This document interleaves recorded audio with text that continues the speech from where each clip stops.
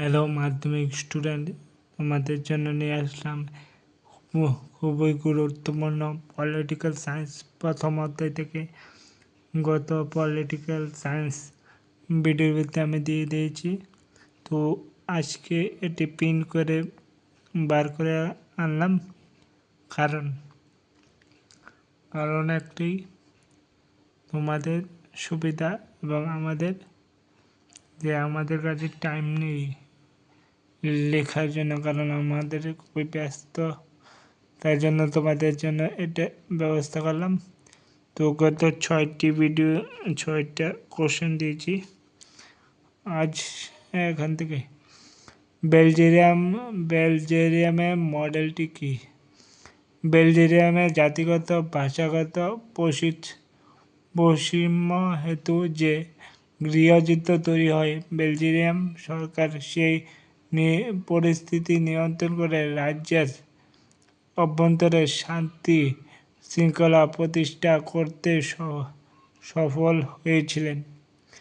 Belgium সরকার 1950 থেকে 1960 দশকের মধ্যবর্তীকালীন সময়ে যে গৃহযুদ্ধের মোকাবেলা করেছিল তা ঘটনাটি খানিকটা ভিন্ন, কেবল ভিন্নই নয়, জটিল বটে। জাতিগত ও ভাষাগত বৈচিত্র্য হেতু দ্বন্দ্বিক পরিস্থিতির মোকাবেলা করতে দেশের সরকার যে পদ্ধতি গ্রহণ করে তা বেলজিয়াম মডেল বলে বিখ্যাত। বুঝেছ বেলজিয়াম মডেলটি কি? তো এটা ছিল কোশ্চেন। তো তোমাদের খুবই গুরুত্বপূর্ণ কোশ্চেন এটা।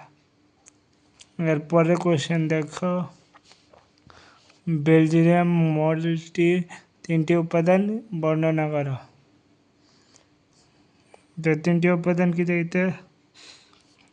কেন্দ্রীয় সরকারের স্থান সংবিধানের অনুযায়ী ডাচ ও ফরাসি বিপ্লব উত্তম সম্পদের সমান সংখ্যক মন্ত্রীরা কেন্দ্রীয় সরকারের স্থান পাবে। 1 নম্বর পয়েন্ট। 2 নম্বর, রাজ্য সরকারের ক্ষমতা প্রদান, এটা একটা পয়েন্ট।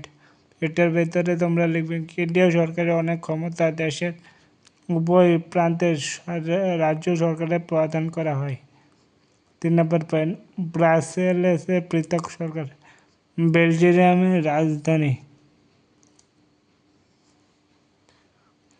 ব্রাসেলের সরকার পৃথক। এই পৃথক সরকারে উভয় সম্প্রদায়ের সমান প্রতিনিধি থাকে।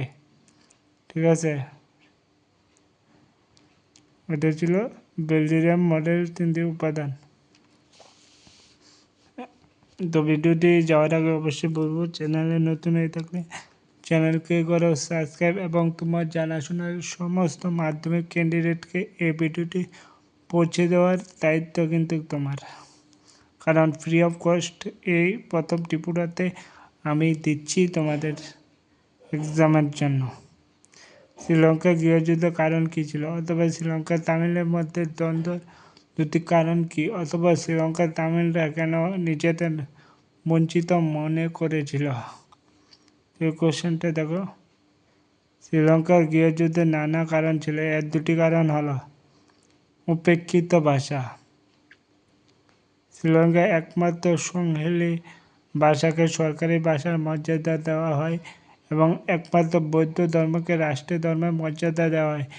এর ফলে তামিলদের মনে অসন্তোষ দেখা দেয়।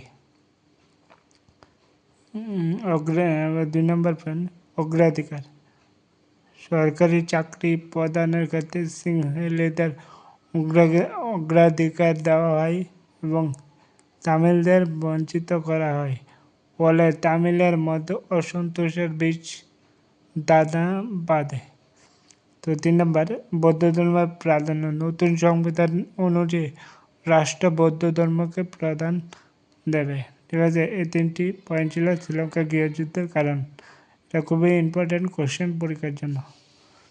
তো আজকের ভিডিওর লাস্ট কোশ্চেন এটা, ক্ষমতার অংশীদারিত্ব বা ক্ষমতার বিভাজন বলতে কী বুঝো? ক্ষমতা যখন একটিমাত্র প্রতিষ্ঠানের বদলে আইন বিভাগ, শাসন বিভাগ, বিচার বিভাগ, কেন্দ্র সরকার, রাজ্য সরকার, স্থানীয় সরকার ইত্যাদি একাধিক প্রতিষ্ঠানের মধ্যে দিয়ে কার্যকারী হয়, তখন তাকে ক্ষমতার অংশীদারিত্ব বলা হয়। অন্যদিকে দৃষ্টিকোণ থেকে বলা হয় আধুনিক গণতান্ত্রিক ব্যবস্থা স্বাধীন যুক্তরাষ্ট্রের জনগণের দেশের রাজনৈতিক প্রক্রিয়ায় অংশগ্রহণ করাকে ক্ষমতার অংশীদারিত্ব বা ক্ষমতার বিভাজন বলা হয়। তো এই ছিল আজকের ভিডিও। তোমরা অবশ্যই আমার দেওয়া এই চ্যানেলের সমস্ত কোশ্চেনগুলি লিখে পড়বে, যাতে তোমাদের প্রাইভেট কোনো টিউশন নেই। তো আমার দেওয়া এই সমস্ত নোট পড়ো, তোমাদের জন্য আমি আছি। তো তোমরা অবশ্যই ভালো রেজাল্ট করতে পারবে। ভিডিওটি কেমন লাগলো কমেন্ট করে অবশ্যই জানিয়ে দিও।